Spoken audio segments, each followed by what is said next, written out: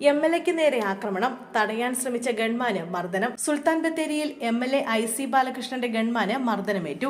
ഗൺമാനായ സുദേശിനാണ് മർദ്ദനമേറ്റത്. DYFI CPM പ്രവർത്തകരാണ് ആക്രമിച്ചതെന്നാണ് ആരോപണം. MLA ആക്രമിക്കുന്നത് തടയുന്നതിനിടെയാണ് ഗൺമാന് മർദ്ദനമേറ്റത്. പരിക്കേറ്റ ഗൺമാനെ സുൽത്താൻ ബത്തേരി താലൂക്ക് ആശുപത്രിയിൽ പ്രവേശിപ്പിച്ചു. താളൂരിൽ രാവിലെ 10:30 സംഭവം.